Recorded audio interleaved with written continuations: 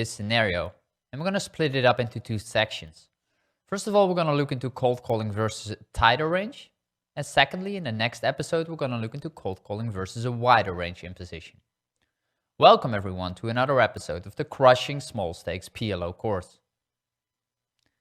Calibration is key. What do we mean by this?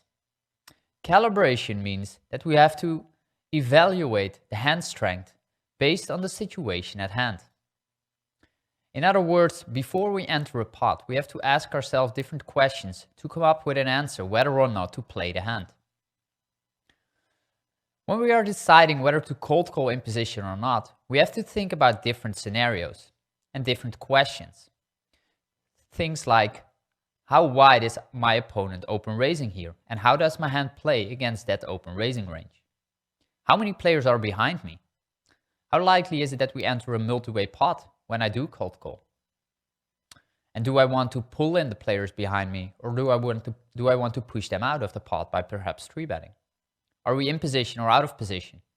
Like, those questions are important, and all these things have to do with calibration. You have to calibrate your hand based on the situation at hand. The same hand doesn't play the same way when these variables are changing.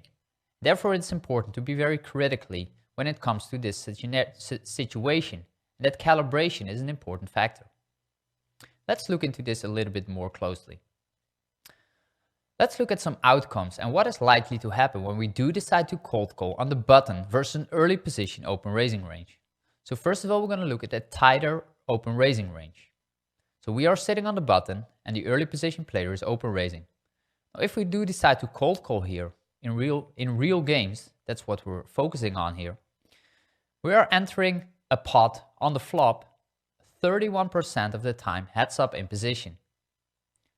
A multi-way single raise pot, so when one of the players in the blind come into the pot, or maybe both, that will happen 60% of the time. And we get squeezed by one of the players in the blinds 9% of the time. So you can already see what is very important here. And that is that we have to calibrate the hand that we're entering the pot with towards multi-way pot playability. We want to play hands that are nutted and that do well in multi-way scenarios, because as you can see, 60% of the time the pot will be multi-way. Different questions to ask yourself before you enter the pot are the following, and here are some examples to help you out here. For example, does my hand play better heads up or multi-way? In other words, is my hand very nutted? And do I want to pull in players from the blinds? Or is my hand more non-nutted? And when it's smooth as well, often double suited, it perhaps plays better at a 3-bet to push out players in the blind and play a heads up pot. Who is behind me? Do I want to bring in players in the blind? If they are very weak, recreational players, if I want to get them in and it's likely that we can gain extra EV and extra money by bringing them into the pot? Or do I want to push them out by 3-betting? And do I have fold equity if I do decide to 3-bet? For example, regulars tend to fold more often versus a 3-bet than recreational players, so those things are important to think about as well. And these are example questions that you can ask yourself before you enter the pot and whether you decide to cold call, perhaps 3-bet, or maybe even fold here. Now let's make a comparison, button versus early position, and look at how the population is playing at the moment and how GTO recommendations are. If we look at population tendencies playing PLO 50, we can see that on average, players are cold calling 17.1% of the time, button versus early position, and 3-betting 7.8% of the time. If you look at GTO recommendations for PLO 50 for the same stake, we can see 9.6% cold calling only. So much less than the 17.1% that players are cold calling at the moment. 3-betting 5.8%, also a little bit less there. If you compare this with different stakes, PLO 500, we can see that the cold call frequency goes up to 13.6%, but the 3-bet frequency remains very similar. Going up to PLO 5000, we can see that the cold call frequency actually increases to 18%.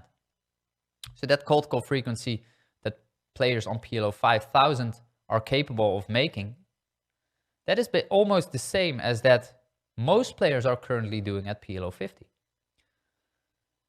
The 3-bet range for PLO 5000 also 5.1%. So you can see that the 3-bet range remains very, very similar, but the cold call frequency is where the biggest difference comes when it comes to different stake levels and different rake structures. The higher the rake is and the lower you're often playing, the lower stakes, the tighter your cold call range should become. The higher stakes you play, where the rake is relatively lower, the more you can cold call. And I think this is important to keep in mind and to remind yourself of, that we playing low stakes PLO, that our cold call strategy should be very tight and well defined here. Now let's look into some hand examples and into our range here to get a better understanding of what we are supposed to do here.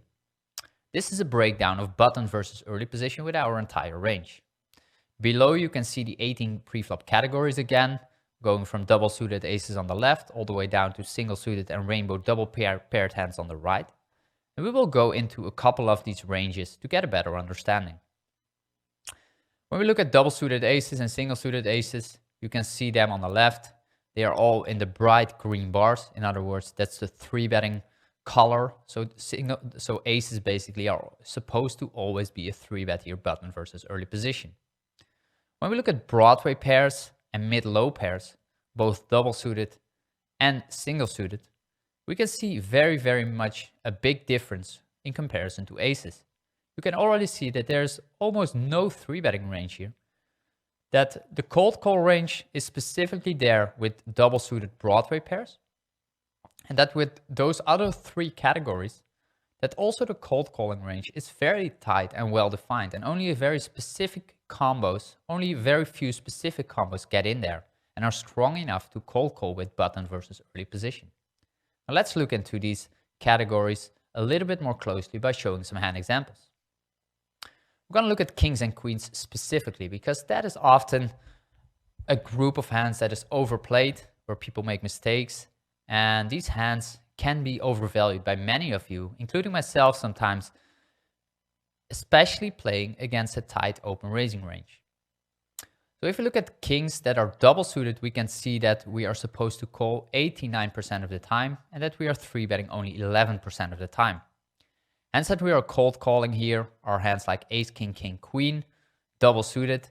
These hands are obviously also strong enough to 3-bet, but the reason that we are deciding to cold call them is that we really don't want to get 4-bet with this hand, because then we would be in big problems facing a 4-bet.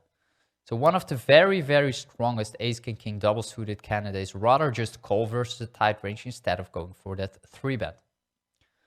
Some of the combinations that do go for a 3-bet could be ace, king, king deuce double suited with the lower side cards and the mid side card. Like those hands are often used as a 3-bet. But the very, very best ones like ace, king, king, queen double suited are just going to be a cold call in position. You can already see that double suited kings are only a 3-bet 11% of the time. So the far majority is just going to be a call. And we're not folding double suited kings here. Let's look at kings that are single suited in rainbow. 46% of the time we're folding. So a lot of kings are actually folding here. 50% calls, 4% 3-bet. Hands that we are folding, king, king, 7-4 single suited, as well as king, king, 10-5 single suited with the 10 high suit. Like I'm pretty sure that most of you would cold call this hand in position versus early position here on the button, including myself. And the fact that we are overvaluing them shows us that we are not completely aware and understanding that how this hand actually is supposed to be played and how careful we are supposed to be with kings here in this situation. Folding 46% of all the single suited kings here, that is a very, very high frequency, of course. Hands that we are calling, ace, king, king, 7, as well as king, king, jack, 7 here, those hands are strong enough to call. They either have a nut suit with the ace, or they have connectivity and high card value. So we want to look at hands that are better connected and that will flop better and have better playability, both in a single raise pot in position as well as in a multi-way pot. Also, these hands play much better in case we get squeezed, which we are then capable of calling instead of the fact that we have to fold when these kings are very disconnected. A candidate to 3-bet here could be ace, king, king, deuce with the king high suit. That hand doesn't play great multi-way. We can use it as a 3-bet here. And we don't really benefit from bringing in the blinds because of the fact that we don't have a nut suit here. Those hands are often used as a 3-bet with a non-nut suit. Queen, queen double suited, 17% fold, 68% calling, and 15% 3-betting. Queen, king 7, 3 double suited. You can see that with queens we are already starting to fold some double suited combinations. With kings we didn't, because kings are much stronger. But the weakest and the most disconnected queens are just supposed to be a fold, even being double suited. We are 3-betting hands like ace, queen, queen 7 here. That hand is strong enough to go for the 3-bet. We can also call it if you know that your opponent is never folding kings, for example, pre-flop, then there is then the value of 3-betting here drops quite a bit there. So cold calling there would also be fine. But in general, ace, queen, queen, X with like a low side card are often used to go for a 3-bet here. Let's look at queens that are single suited rainbow. 74% folding, so already a massive increase here. 21% call only, 5% 3-bet. We're gonna look into some hands that we're calling. Ace, queen, queen, jack. This hand is too strong to turn into a 3-bet. We absolutely don't want to risk getting 4-bet here. So we're just calling. The hand does play well both in a single raise pot in position heads up, but also multi-way we do decently well here. And the hand is just too strong to turn into sort of a semi-bluff by 3-betting. Queen, queen, 9-8, single suited. This hand has enough connectivity, playability both in a single raise pot in position heads up as well as multi-way. So we're just calling them, but these are already the bottom of our calling hands. So be careful not going wider there. You can see 74% are supposed to be a fold here. 3-bet, only a very few rare combinations. Very similar to the ace, king, king, deuce hand in the middle. Here we can 3-bet ace, queen, queen, 3. With the non-nut suit, the hand doesn't play as great in a multi-way pot. We can sometimes push out kings, for example, if our opponent is capable of folding kings. And the hand also doesn't play that great in a multi-way scenario in a single raise pot because we lack nuttiness and we don't flop very, very well often here. Yeah, I think that is those examples to sort of use as a 3-bet there with the ace, king, queen, 3 suited to the queen is a good example of a hand that we can add in. We have the ace, which the fact of blocking aces is obviously great here, reducing the chance of getting 4-bet. Going into the next group of hands here, which are the rundowns. Also want to highlight a few combinations here. In the middle, you can see there is some 3-betting here in the bright green bars. There is some cold calling with like the best connected ones, but there's also a big group that we are supposed to fold here. Let's look into it a little bit as well. Rundowns with 0, 1, and 2 gap that are double suited. 23% fold, 30% call, and 47% 3-bet. So against an early position, there's a good amount of 3-betting here, as well as calling and folding, so a good mix. Hands that are supposed to fold, where I see people calling them all the time, are these double suited mid and low rundowns with like 2 gaps or 3 gaps even. Like these hands are just supposed to be a fold. They are too weak given the circumstances, given our opponent's open raising range, as well as the fact that we will be dominated by higher suits if the blinds come in very often as well. So we don't really want to play those hands. The calling range, we have another example here, 7, 6, 5 deuce double suited, also a hand too weak to enter the pot here, just fold it. Calling 8, 7, 6, 5, perfect connectivity here, great hand to just pull it or to just call here. Against tight ranges, it's important to notice that we don't want to 3-bet 8 high, 7 high rundowns. Our 3-betting range sort of starts by 9 high rundowns and higher. So don't use 8, 7 high rundowns, double suited, even when they are strongly connected as a 3-bet against tight ranges. So therefore, this hand is just a call. We're obviously not folding, the hand is too strong there. And a hand that's capable of 3-betting. One of the bottom hands in our 3-betting range here, again, I just told you, the 9 high rundowns is the starting point.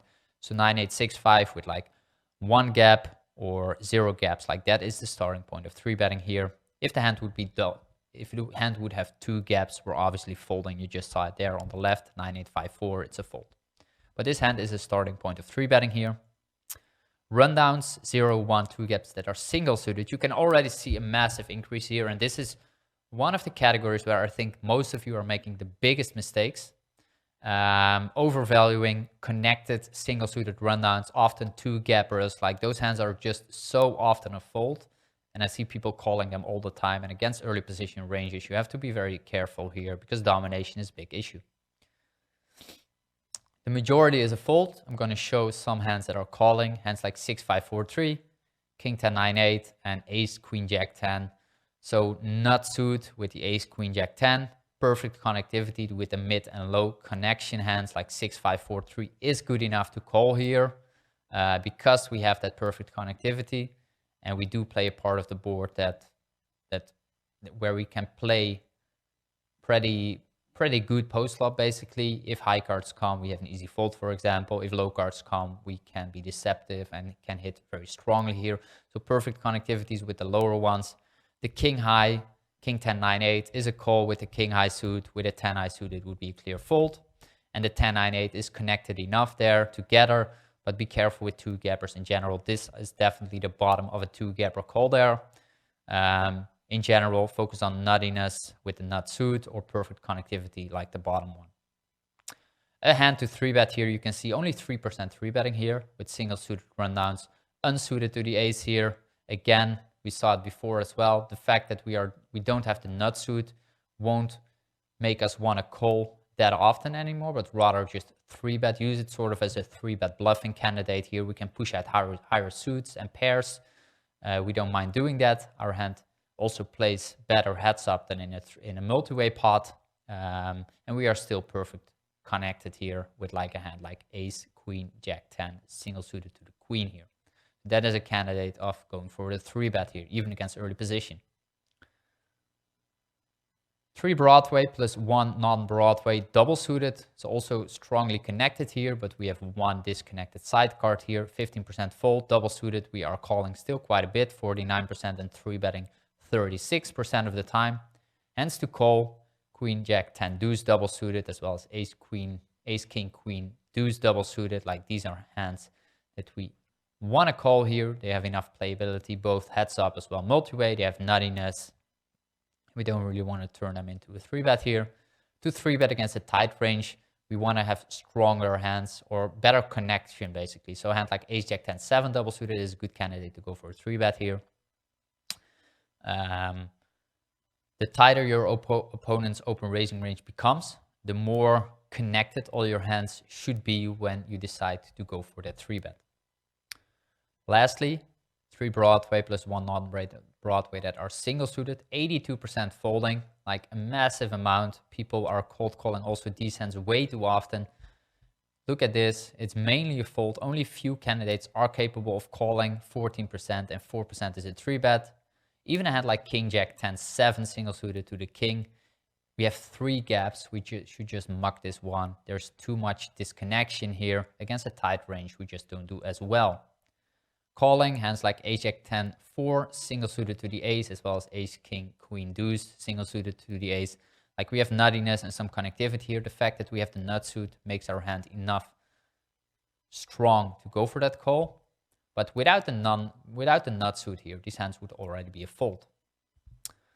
Yeah, I hope those examples gave you a good idea of those 2 categories, like the rundowns and before we saw the pairs. Here we see the breakdown of our range again. We didn't talk about the last 2 categories, like the rundowns, which are more disconnected, the ones that I'm highlighting here, as well as the double paired hands. I want to challenge you to go into the bucket tool yourself, or the PLO trainer as we call it now, and check these ranges out and see what you can learn there. Do it the same way as I'm doing it here. I know that cold calling, if we talk about cold calling, it means we also should talk about 3-betting because they are so much correlated together. That's why I also showed some 3-betting candidates today, as well as cold calling, as well as folding. They are all very closely together, and that's why it's important to show these subtle differences between the different outcomes and between the different actions that we want to take. I know I get a lot of questions also about, well, 3-betting, how to 3-bet if my opponent is folding less often than GTO. Well, this is something that we will look into in the future also. I first have to investigate it a little bit more, get a better understanding, perhaps run some simulations for it, and then when I figure out something that is worth sharing, I will definitely do it. But for now, we have to go with what we know now, and we'll definitely also add in 3-bet strategy versus players that don't fold as often. So that is a final note that I want to share you, because it's a question I get often, and because we talked today about some 3-betting candidates, I see questions popping up like, is this hand then a 3-bet? And we have to work with what we know right now, and we will add new information once we have a better understanding of it. Okay, I hope this helped you a lot about button versus early position cold calling. Check out the next video where I'm talking about button versus cutoff. We go through a similar way of explaining it, showing hand examples and breaking down the categories of these two high pairs and the rundowns. And that way you can also see the differences between button versus early position cold calling, as well as button versus cutoff cold calling. So I'll see you there.